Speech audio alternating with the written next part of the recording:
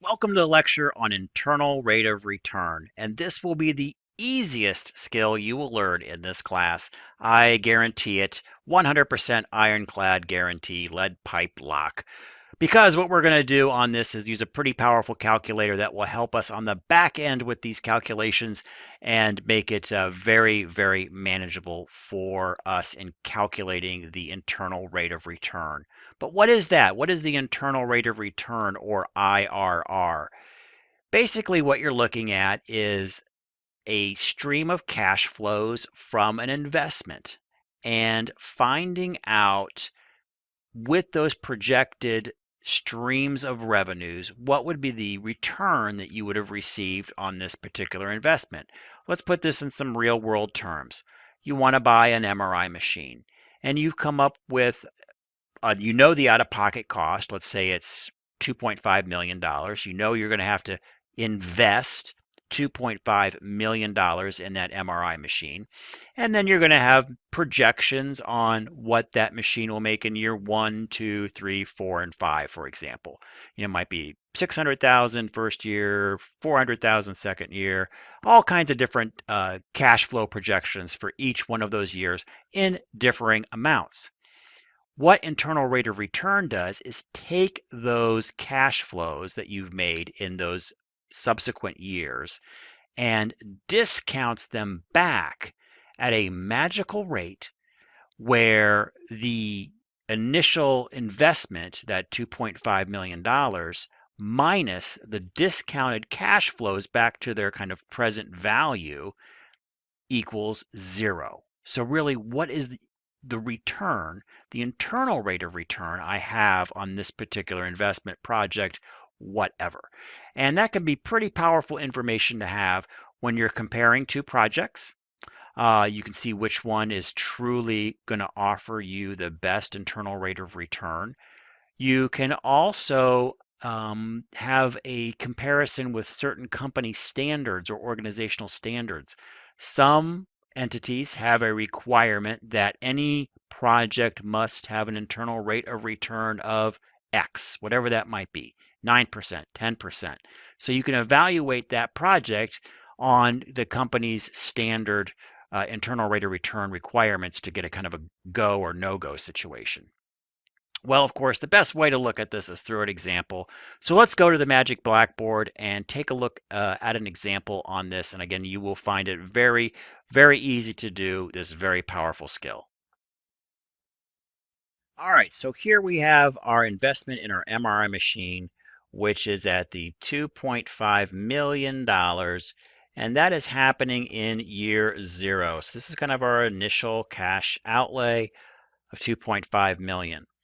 Then you notice that we have our individual cash flows as we're doing our various scans or whatnot that we have for our particular investment, in this case, an MRI machine, in each one of the years. And then in year 5, we have this nice little chunk of 1.3 million. Maybe there's some salvage value on that particular machine and we're selling it back. But if you do notice that all of the cash flows are different, so that's kind of the part that makes this computationally very difficult, because what we're trying to do is we're trying to find the discount rate, whatever that may be, where we discount all of these cash flows back to time zero, and when the net present value of those cash flows is equivalent to that initial cash outlay. So you actually have a zero. Okay. So if you were to discount these all back, add them up, and get 2.5 million, and then minus your initial investment of 2.5 million, you got a big zero. Now, how can you do this? Well, you can do some pretty powerful calculations with a formula. Or you can do the old guess method. You can start off with a rate of return, a discount rate, I should say. You can start off with a discount rate of like, oh, let me just guess. I'll guess at 10%. Okay, and then you would discount this one by 10%, this one, this one, this one, and this one, each with a different period, of course, because some are 1 year and some are up to 5 years.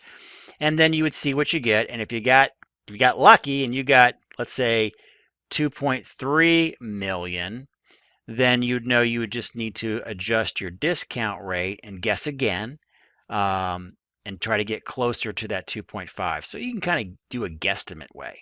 Take a long time to do, even with a calculator, because you have to do each cash flow individually and you got to go through it each time for each guess. And maybe after 4 guesses, you might come pretty close. Or, as I promised you at the beginning of this lecture, you can use a handy dandy calculator. You can do this on a standard financial business calculator, which I'm not requiring that you buy. Or, as I'm trying to do here, is use free web resources. I love the internet. So let's take a look at them. We're going to bring one over here. Let's bring this in. And this calculator we'll be using, let me just show you that URL real quickly here. To where you can find this calculator, and I have it listed right down here is the URL. So please don't ask me where that calculator URL is because it's right there on the bottom. So you can find it. You can also Google internal rate of return calculator. I think it comes up about first. So it's from the calculatestuff.com people. So really nice little calculator.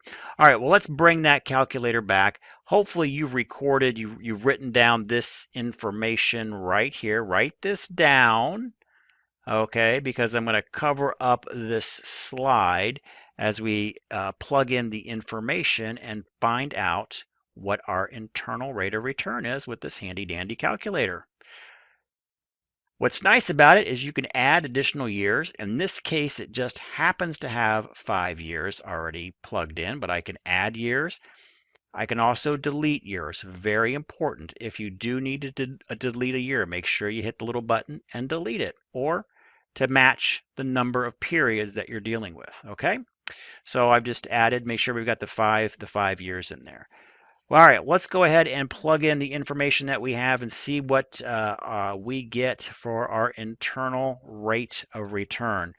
We started off with a $2.5 million investment. Make sure I have all my zeros in there. Okay, check.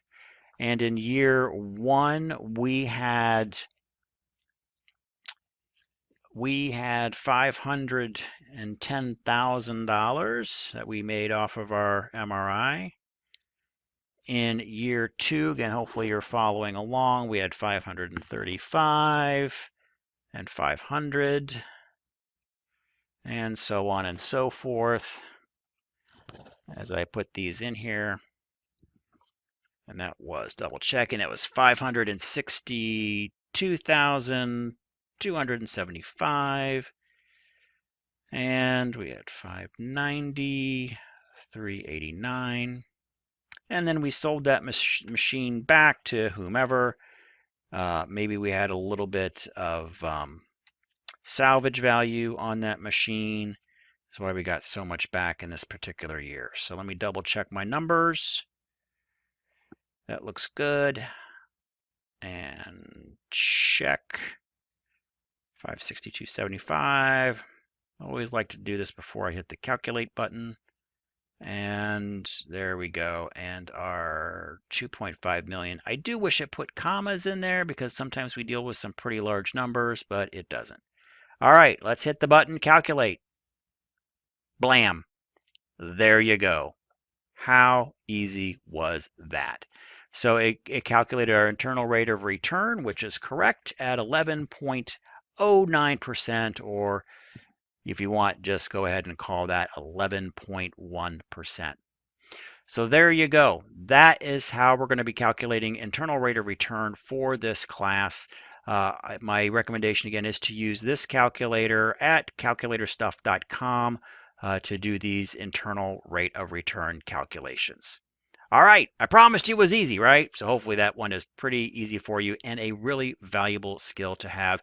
Again, especially like I mentioned in the beginning of the lecture, when you're comparing two projects and you want to find out really which one is the better internal rate of return, a very powerful method to do that because it's not always evident just by looking at the cash flows. This will tell you in absolutely unequivocal terms that which one will produce the appropriate rate of return. And again, you might be working for an organization that requires a certain rate of return on all projects, and you can tell whether the project that you're presenting is going to meet that threshold or not, if you are in a position to do that. All right, well, there we go. That is the lecture on internal rate of return, and thanks for watching.